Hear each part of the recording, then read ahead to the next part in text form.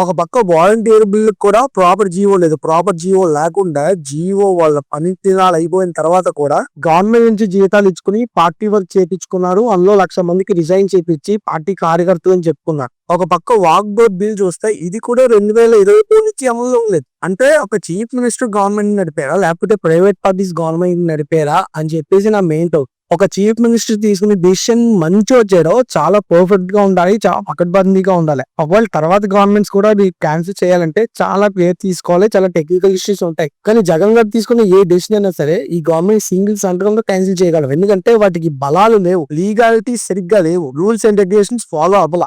Government వచ్చిన 5 నెలల్లో చూస్తే వాలంటీర్ బిల్లు అమల్లోకి లేదు, వాక్ బోర్డ్ బిల్లు అమల్లోకి లేదు. వీళ్ళు చిట్టా తీసుకుంటూ పోతే ఎన్ని అమల్లోకి ఉన్నాయో ఎన్ని అమల్లోకి లేవో కూడా తెలియదు. సో చూద్దాం దీని మీద ఏం జరుగుతుంది అనేది చూద్దాం. నేను గవర్నమెంట్ రిక్వెస్ట్ చేసేదైనా మీరు ఇలా బిల్స్ క్యాన్సిల్ చేసుకుంటూ వెళ్ళకుండా అసలు ఎందుకు అమల్లోకి లేవు అని ప్రీవియస్ పాలకుల్ని క్వశ్చన్ చేయాల్సిన అవసరం ఉంది. వాళ్ళ మీద క్యాబినెట్ సబ్ కమిటీ కానీ లేకపోతే ఒక సిట్టింగ్ జడ్జ్ తో కానీ విచారణ చేయాల్సిన అవసరం ఎంతైనా ఉంది.